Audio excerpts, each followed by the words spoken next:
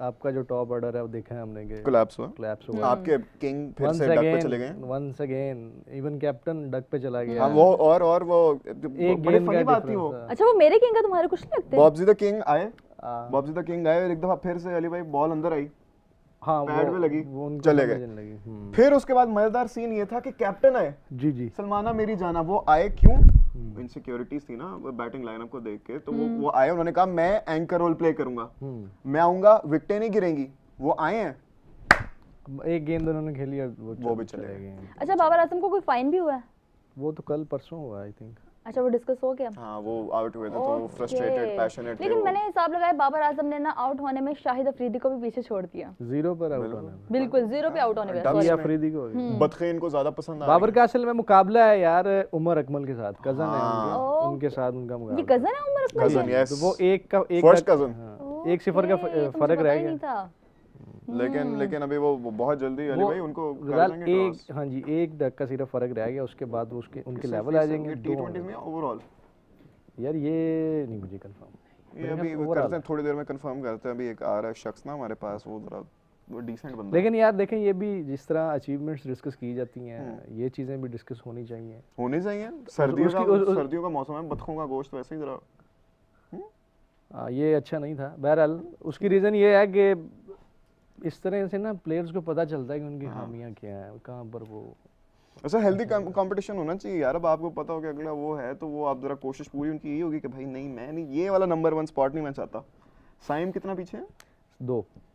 साइम पीछे? सॉरी साइम भी है, साइम आ गया 1 से। साइम है और साइम और उमर कमल दोनों आई थिंक 9-9 पे खड़े हैं, बराबर है दोनों जी, दोनों बराबर हैं, उनका स्कोर लेवल है। और साइम का इतना मैटर नहीं करेगा मेरे ख्याल में, वो जस्ट एक नंबर ही बनेगा। लेकिन अगर अल्लाह ना करे अगर बॉब्जी द किंग उस अल्लाह ना करे नंबर को क्रॉस करते हैं, लेकिन तो फिर अली भाई मुझे बताओ, बड़े खिलाड़ी है ना। 8 ओवर्स में हमारी गेंदबाजी से जरा मुतासर हुए आप? शुरू के 8 ओवर्स में हमारी स्कोर बहुत पड़ा था, हमें बिल्कुल पड़ा है। वो साइम ने जो हमें, उनका क्या नाम था ओपनर का उसका, बेनेट तो 49 पे वो बाद में गए थे, पहले वो दूसरे वाले ओपनर आउट हुए थे। 49 पे वो बाद में गए थे बेनेट। दूसरे का क्या नाम था? दूसरे का नाम था जी, वो भी साइम ने आउट किया था ना? मरुमानी। साइम ने किया था या नवाज ने? नहीं, वो नवाज ने किया था, मरुमानी को नवाज ने किया था। उनका बस वो मेरे ख्याल पहली विकेट भी मरुमानी की गई थी 72 पे। उन्हीं विकेटों पे उस हद तक जिम्बाब्वे बहुत अच्छा खेलता आ रहा था। उसके बाद से फिर उनका कोलैप्स। वो जो 91 से लेके 128 तक सारी विकेटें चली गई ना इनकी, वो जरा यार ये ट्रेंड है असल में। मैं गौर कर रहा हूँ, मतलब इंडिया के साथ भी ये हो रहा है, ऑस्ट्रेलिया के साथ भी, न्यूजीलैंड के साथ, उस पे वेस्ट इंडीज के साथ भी मैंने देखा है ऐसा हो रहा है कि टॉप ऑर्डर एकदम से कोलैप्स कर जाता है और उसके बाद सीकू भाई लेकिन नॉट आउट रहे। लेकिन सिकंदर कैप्टन, वो बड़े रिस्पांसिबल। एक दफा मुझे हेलो आप दोनों बातें करते जा रहे हो, ये देखिए हमारे साथ कौन आ गया जी। अस्सलाम वालेकुम। ओह द फाख्ता in black and white after so long, where have you been? कैसे हो कादिर आप? शुक्र अल्लाह का, मैं उम्रे पे गया हुआ था। सर दुआएं की आपने हमारे लिए? हां उम्रा मुबारक आपको, बहुत मुबारक हो आपको उम्रा। कादिर साहब के लिए क्या आपने हमारे लिए दुआएं वगैरह की, सबके लिए, समा के लिए? झूठी मूठी नहीं कहना। नहीं की है अल्हम्दुलिल्लाह। ओके, वैसे आप, हमें पता ही नहीं लगा आप उम्रा पे गए, नहीं तो हम स्पेशल दुआ बोलते हैं आपको। और खजूरे पानी वो तो तबरक होता है ना? हाँ वो बिल्कुल आज मिला है, बैग मेरा उधर ही रह गया था। हमें देखा बाहर पड़ा हुआ गेट पे। हाँ जी, वो उधर ही मैं नजर ला ली है। ओके मतलब इधर ही आ गया आपका खजूरे पानी वाला बैग? हाँ जी। उन्होंने क्या ख्वाजा साहब दा, मैं कहा बस रख लो इत्थे ही, मैं आ रहे हैं। बस सही हो गया। अच्छा तो कादिर अब देखें स्पोर्ट्स, आप इतने टाइम से अनटच तो नहीं रहे स्पोर्ट्स से? नहीं रहा भी हूँ, नहीं भी रहा, नहीं खबरें तो आती रही।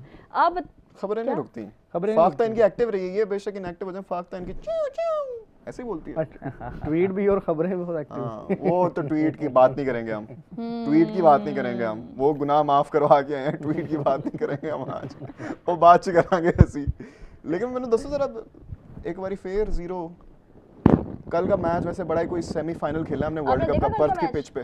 जिम्बाब्वे बड़ी मुश्किल पिच थी यार, बहुत मुश्किल पिच थी। जिम्बाब्वे की ली थी, फंस रही थी। शुरू के हमारे बैटर्स जो हैं वो थोड़ा सा हुए, फिर उसके बाद शुक्र है कि फखर ने थोड़ा संभाला, उस्मान खान, लेजेंड उस्मान, हाँ लेजेंड उस्मान खान बेसिकली। उस्मान को मेरे ख्याल इसी एक इनिंग के लिए शायद स्क्वाड में नहीं वो ठीक है। ये आपके पास आप देखें, अगर बैटिंग में हमने थोड़ी बहुत शफल की है बाबर के आने के बाद फखर को हम नीचे ले गए। जी बिल्कुल, वो ठीक है, 5वें बहुत नंबर पे। फखर जहाँ पे भी आया उसने खेला है। नहीं उसकी एवरेज बड़ी अच्छी एक है। प्लेयर की निशानी यही होती है कि आपका अच्छा प्लेयर जो होता है वो आप किसी भी रोल में आप उसको दो, बिल्कुल। आप उसको चौथे नंबर पे बैटिंग दो, 5वें नंबर पे बैटिंग दो, वो वहां पर फायदा उठा लेता है और वो मारता है, रन्स बना लेकिन लेता है। कादिर साहब टीम भी एहसास करती है, वो बेशक 5वें नंबर पे भेज रहे हैं, वो 3-4 ओवर में ही आउट होकर उसको बारी दे देते हैं। यही तो एहसास मसला होता है। है ये। तो लेकिन फखर का आई थिंक मेरे ख्याल 30 प्लस एवरेज है उसकी। जी जी, आपने बिल्कुल कल 5वें भेजा था ये।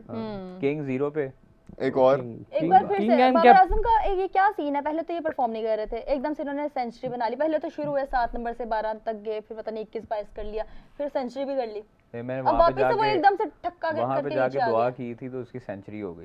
अच्छा ये मैं वापस आया तो 0 पे, कादिर। हाँ मैं वापस आया तो 0 पे आउट तो हो गया। आप वहीं निदा पर डार ठहर की- ले, अगर आपकी दुआओं से तुसी इसने जाओ। सेंचुरी करनी है तो तुसी जाओ। अब वापस जाए प्लीज हमें, क्योंकि हमारी क्रिकेट का बेड़ा गर्क हो रहा है।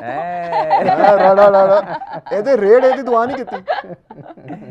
नहीं, लेकिन चलो अच्छा है कि पाकिस्तान जीत गया है कल का मैच, और आगे भी अब जो मैचेस हैं वो भी जीतने चाहिए ताकि आपका मोमेंटम जो है वर्ल्ड कप से पहले वो मैं अच्छा वही बोलने रहे। लगी थी, जो अभी हम लोग जीत रहे हैं, कभी किसी को डाल लेते हैं एक प्लेयर को, फिर एक प्लेयर को निकाल देते हैं, फिर किसी को डाल लेते हैं, तो ये क्या हमारा स्क्वाड रेडी हो चुका है वर्ल्ड कि हम कप के लोग लिए वर्ल्ड क्या कप अभी के लिए उस्मान खान को ही चले रखना है? जाएं? अगर इस ट्राई नेशन सीरीज में रिजवान को भी रखते तो रखते। बेहतर ये होता कि आपके उस्मान खान और रिजवान 2 विकेट कीपर हो जाते। आपने हारिस को रखा था लेकिन हारिस उस तरह क्लिक नहीं कर पाया। अब रिजवान देखें, अल्टीमेटली आपको ये इन दोनों जो एक्सपीरियंस प्लेयर हैं उनके साथ जाना पड़ेगा, चाहे वो 0 पे आउट हों या ना हो, एक इम्पैक्ट होता है specially considering the Sri Lankan pitches. Exactly मतलब वो उस तरह खेल चुके हैं वहाँ पर, पहले भी खेल चुके हैं, जो एशिया कप के मैचेस हुए वो वहाँ पर भी खेले, तो उनको आइडियाज़ हैं वहाँ पर कैसे खेला अब तो जाता है। मैं भी आपकी इस बात से इत्तेफाक करता हूँ, मैंने सुबह भी आज यही बात की, लेकिन एक बंदा जो हमारी इस बात से इत्तेफाक नहीं करता। कौन है वो? गैस करो जरा। इमरान सोहेल होगा। जी मैं क्या रीजू भाई ਨੂੰ खिलाना चाहिए है ना, वर्ल्ड कप है, पिचेस उस तरह दी, कोई और ऑप्शन नहीं है, नहीं रिजवान नहीं है प्लेयर उन पिचेस का नहीं है। नहीं ऐसी बात नहीं है, रिजवान ने आप देखें ना ट्राई, ये जो सीरीज थी पहले वनडे सीरीज जो गुजरी उसमें भी बैक टू बैक रन्स किए उसने और अच्छी फॉर्म में, तो आपको चांस देना चाहिए। आपके पास एक एक्सपीरियंस प्लेयर हैं, गो के आप उन्हें ओपनिंग स्लॉट नहीं दे सकते।